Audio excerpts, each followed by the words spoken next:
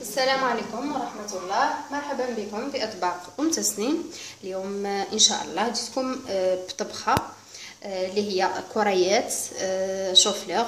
راح نديرهم نقدمهم أنا في صلصة حمراء إن شاء الله. واش نحتاجو في المكونات؟ أولا عندي لهنا شوية حميصة تاع هذه مشمخة، عندي لهنا حبيبه بصل مرابيه، عندي حبه طماطم مرابيه ثاني، طرف دجاج عفوا باه نبننو الصوص، عندي لهنا شويه دبشه وشويه معدنوس مقطعاتهم هكا. لي زيبيس نحتاج لهنا يكون اختياري، عندي شويه كمون، شويه راس الحانوت، شويه فلفل احمر وشويه من الفلفل الاسود، عندي زيت نباتي وعندي الملح، عندي طماطم مصبره وعندي شويه هريسه. اذا وعندي في قدر اني درت في كسكاس او يفور لي درت راس تاع شوفلور، نقيته مليح قطعته دي بوكي، حطيته درت معاه حبيبه بطاطا كما دائما متعودين معايا شوفلور دائما ندير له شويه بطاطا وراهم يفوروا. في القدر تاوعي انا من تحت مع الماء حطيت شويه من الخل، تقدروا يعني ترشوا برك واش يسموه شوفلور من الفوق، هذه باه ما ديرش الريحه تاعو في البيت تاع شوفلور هذيك تخلصوا منها. انا ما ملحتوش يعني من بعد ما نجي نرابيه راح نملحه. راح ندي في قدر واحد اخر ندير شويه زيت ونحط نحضر الصوص تاعي. اذا هاولك لهنا انا درت شويه زيت، درت البصله والطماطم والحمص وطرف الدجاج، راح نخليهم يتقلاو لي شويه يعني باه يذبل لي شويه الخضره، ومن بعد نضيف لي زيبيس والملح. ولكن الطماطم المصبره انا مش راح نضيفها دوك، نخليها حتى من بعد يعني طيب لي الحميصه هذه نعرفوها يتكسر شويه طياب، راح نخليها اخر حاجه. بعد قليل نضيف لي زيبيس ونضيف المعدنوس والملح طبعا. ولهنا في قدر واحد اخر هاي لك راني دايره لهنا شوفلور دايره مع حبيبه بطاطا مقطعتهم هكذا مانيش ملحاتهم دوك، من بعد باه نملحهم دوك نخليهم حتى يطيبوا تماما يعني تاع وصفه الشوفلور. هذا الوصفه بعد مش المعرق الوصفه بعد راني كنت درتها معكم في لي كروكيت تاع شوفلور يعني تقدروا تشوفوهم. دوك انا بعد ما يفور لي ويطيب لي مليح ان شاء الله نشوفوا التكميله. اذا هنايا بعد ما تقلاو لي شويه كنت تشوفوا الزيت هذا بدا يصفي على الوجه، دوك نضيفوا لي زيبيس هكذا دائما نحطوهم على الدجاج، ونضيفوا المعدنوس والدبشه وريقه رند راني نسيت دوك نحطوا ريقه رند. اذا هكذا هاي لك ورقه الرند، ونخلط المكونات مليح ونقصوا النار ونخليهم يتقلوا. اذا هنا بعد ما تقلى لي القدر راكم تشوفوا فيه لهنا راكم تشوفوا الزيت هذا كيفاه خرج. دوك نمرقوا دائما نمرقوا بعيد على اللحم يعني بكميه من الماء اللي نشوفوها حنايا. طيب لنا الدجاج والحميصه، الحميصه انا تاعي لازم طيب هكذا، انا نغلق عليه ونخليه حتى ينشف لي الصوص ويطيب لي ذاك الحمص و الدجاج. حنايا جوست نشوف الحمص دخلو طياب نحط الطماطم المصبره والهريسه. اذا انا هنايا هاولك بعد ما طاب لي الشوفلور مليح دوك نمعسو، لان انا هاولك الشوفلور بعد ما طاب لي راني نمعس فيه نمعسوه مليح سواء بالشوكه ولا بياسه كيما هكذا راح يتمعس ليه اذا خليتوه يعني طاب مليح. دوك انا نمعسو ونرجع لكم. اذا هاولك لهنا الخبز انا عفوا شوفلور لهنا بعد ما معستو مليح، عندي لهنا شويه من الجبن المبشور هاي لك انا بشرته راح نضيفه معاه، راح ندير له شويه ملح شويه فلفل اسود وندير له شويه معدنوس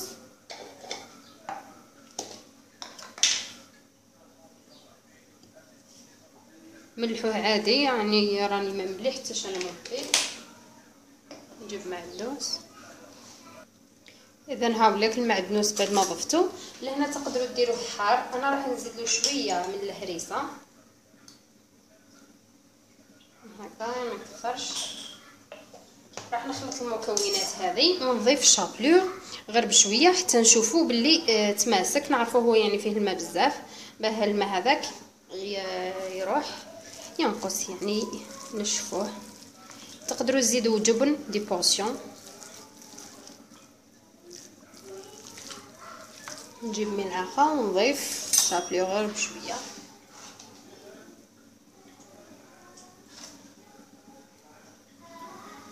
على حسب الكميه تاعك. اذا هاولك لهنا الخليط، لهنا ضيفوا وشوفوا معاه حتى توليو هكذا تقدروا تشكلوا كوريه باه تحبسوا هكا. انا ضفت يعني زدت هكذا حتى وين نشف لي شويه هكذا.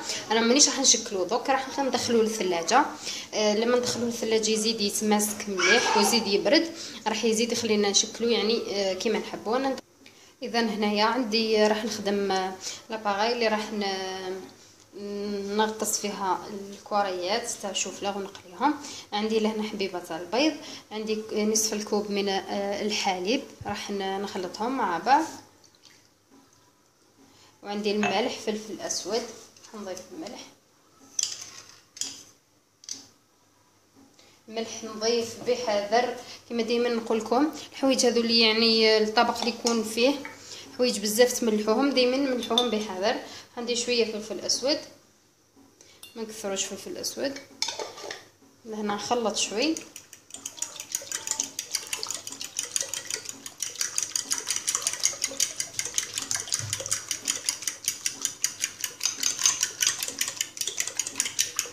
هكذا لهنا نضيف شويه من الشابلور. انا مانيش متعوده نضيف شابلور بصح حبيت ندخل عليها يعني قرمشه اكثر، واصلا يتمرغ غد من بعد يعني نرمدوهم في لا شابلور. حنضيف غير ملعقتين برك ونلم بالفارينه هكذا. الطحين ندير غير بشويه ونجمع حتى نتحصل على اون بات بيني.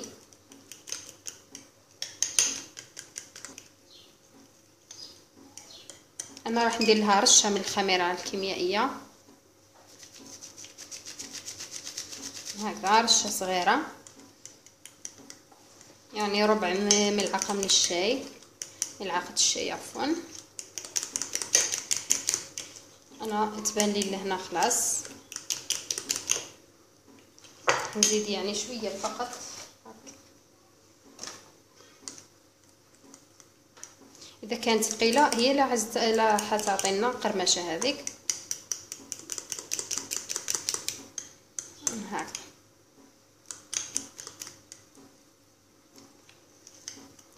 انا نجيب شوفلير اللي خدمته من قبل ونجي.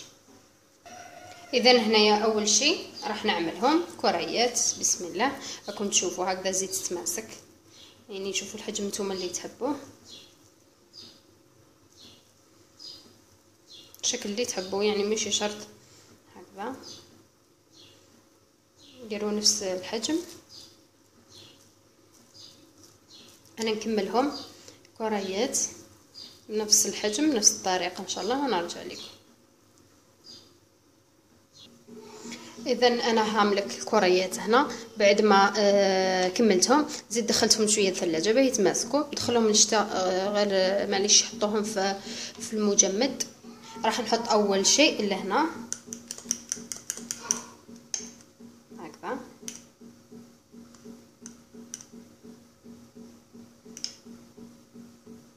غير بشويه نقطروهم. لهنا راح يجيكم مقرمشين بزاف هكذا.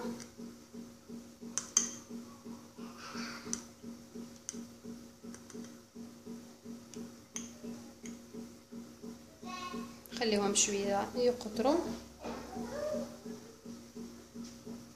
ونحطهم في الشابليو. ندير عليهم الشابليو بالطريقه هذه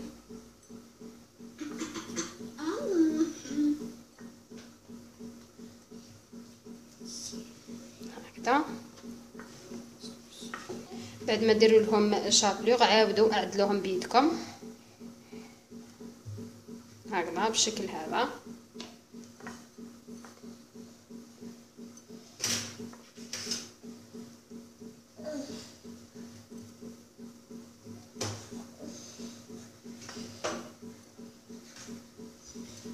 هكذا كوريات كيما هكذا. يعني نتوما احرار، تحبوا ديروهم كوريات، تحبوا شكل واحد اخر. راح نحط في لاباط قبل لهنا برك، يعني خاصك نكمل. حبيت نعطي لكم فكره. انا كاين حبيبات لهنا درتهم على شكل قلب لهنا، وهي هكذا. بعد ما تكملوها تاخذي الحبه هكذا، ناخذوا المول تاعنا نحطوه ونحطوا الحبه، نحاولوا هكذا نعدلوها لا تاخذ لنا شكل المول. يعني تحبوا ديكوريو بيه هكذا، ولا حبيتوا الطبق كامل ديروه على شكل قلوب انتم احرار، ولا اي شكل ثاني هكذا. نضغط شويه باه تاخذ الشكل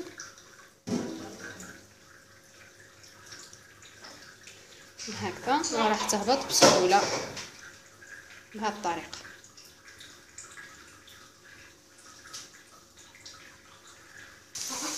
اذا انا هاي لك انا حطيتهم، راني نقلي فيهم. حاولوا تحمروهم في كل الجهات، ما تخافوش مش راح يتحلوا.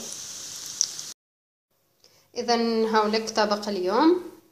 وجدت بعد ما وجدت لي المرق انا بعد ما طاب لي الحمص ضفت له ملعقه كبيره من الطماطم المصبره وشويه هريسه اختياريه، وخليته زاد غلى لي شويه يعني حتى طابوا لي، وقدمتهم بالطريقه هذه. حطيت المرق ومن بعد حطيت الكوريات او قلوب نقولوا ثاني شوفلور. صدقوني يجيكم طبق رائع ما شاء الله. لهنا التشكيل والتقديم يرجع لكم، يعني ما تشوفوش التقديم تاعي. نتمنى فقط تجربوه يعجبكم، يجيكم مقرمش رائع جدا ما شاء الله. صدقوني يعني كنت درت ديك كروكيت من قبل بنفس الطريقه يخرجوا لكم ما شاء الله. اذا هو ثاني راه طبق اقتصادي ما طولش عليكم.